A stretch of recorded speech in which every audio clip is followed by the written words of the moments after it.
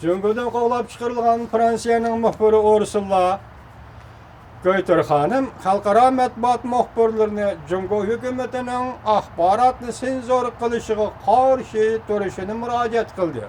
Mavzula haber 2015 yılın 12. ayının 21. günü Amerika avazının Xitay Tel programı ilan kılındı. Haber bundak başlandı. Cüngü dairlerinin Şinjan'da Uygurlarını bastırışığı dair haber gezip Cüngü hükümeti çığıradın çıkarıp etken Fransiya'nın muhbiri Ursula Göyter hanımında görsetti. Muhbirler çare oylap tepip Cüngü'da dairlerinin uçurunu kamal kılışını bösüp çıkış gerek. Haftanın 4. günü 12. ayının 31. günü aeroplana çıkıp Beijing'den ayrılıştım burun Ursula hanım Angliyanın Qoğdaş gazetinin ziyaretini kabul kılganda chet el muhbirlerinin Beijing dairleriga karşılık görüstüp Cüngü'nün köp raylarının uçurunu haber kılışını çekleşki uğrunuşunu bitçet kılışını müracaat kıldı.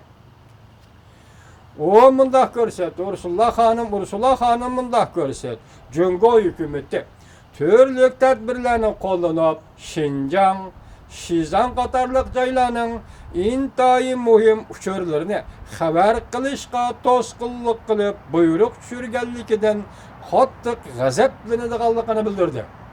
Ursula hanım bayanatida mundaq ko'rsatdi. Cüngü hükümeti türlük tedbirlerini kollanıp Şizan qatarlıq jaylarning intayi muhim uçurlarını haber kılışqa tosqulluq qilib buyruq tushirganligidan qattiq g'azablanadiganligini bildirdi. Qoğdaş gazet haber qilib mundaq ko'rsatdi. Növbetli chet el muhbirlerinin zo'ravonlik qayt yuz berib atgan Şinjanga berib, sezgör Şinjan meselesini haber qilishi go'yo mümkün bo'lmaydigan ish. Parakandichilikdan xoli bo'lmaydigan, bexatarlik nazoratining nazarband qilishidan xoli bo'lolmaydigan bir ish. Chet ellik muhbirlar 2008 yil Tibetga ana shunday sabablar bilan bora olmagan edi.